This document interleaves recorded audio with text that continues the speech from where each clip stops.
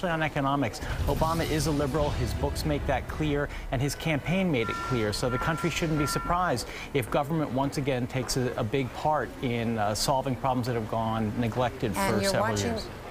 George, as we watch right now, the limousine pulling up on the south grounds of the White House outside the diplomatic entrance.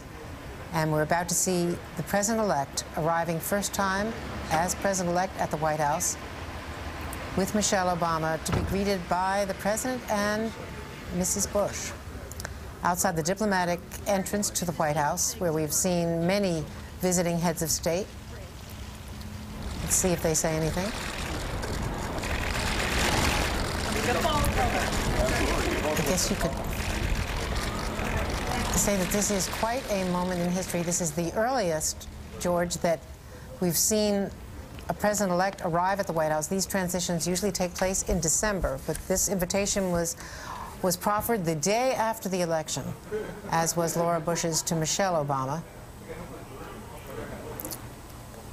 Laura Bush will be taking Michelle Obama upstairs. You see upstairs. And welcome back. You're looking now at live pictures. That is the colonnade.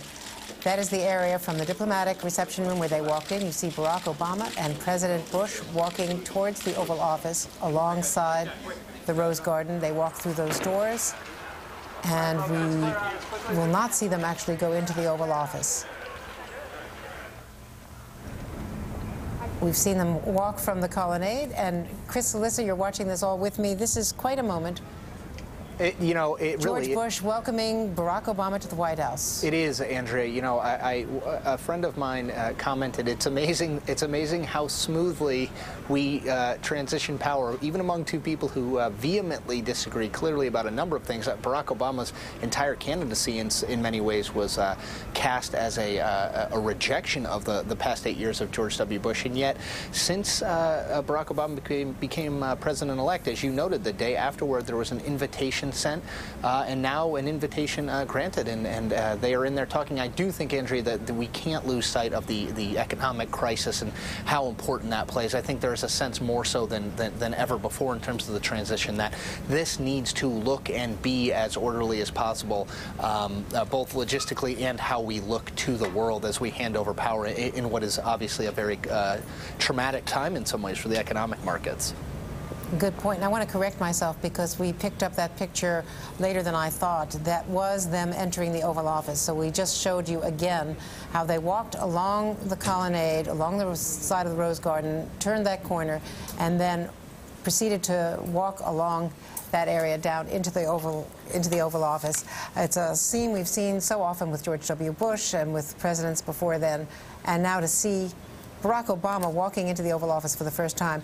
I was struck, and I mentioned earlier, with what he wrote in Audacity of Hope. There was that charming excerpt where he talked about his previous visit when he first was elected to the Senate and came with members of the Senate to the White House. And there you see Michelle Obama and Barack Obama being greeted by the Bushes just moments ago, about 5 minutes ago, Chris, when they arrived and then posed briefly for pictures. You know, no Andrea, questions taken. I was just very quickly, I'm still struck by, and I would bet Barack Obama is probably struck by the fact that he is walking into the Oval Office as the president-elect to be the 44th president of the United States. 12 years ago, he was elected to the Illinois State Senate. We have had meteoric rises in politics before. This, if it's not the quickest rise, it's certainly up there. It must be just an absolutely amazing feeling to know that you were elected to the U.S. Senate 4 years ago, and in 67 days you're going to be the Commander-in-Chief of the United States. Chris, Alyssa, watching as this happens, we're watching a replay of the pictures as just moments ago Barack Obama joined George Bush going into the Oval Office. I am Andrea Mitchell. We are following breaking news as we approach the top of the hour here on MSNBC. The President and First Lady are now hosting the President-elect Barack Obama and Michelle Obama at the White House. Stay with MSNBC for live continuing coverage after the break. This is MSNBC, the place for politics.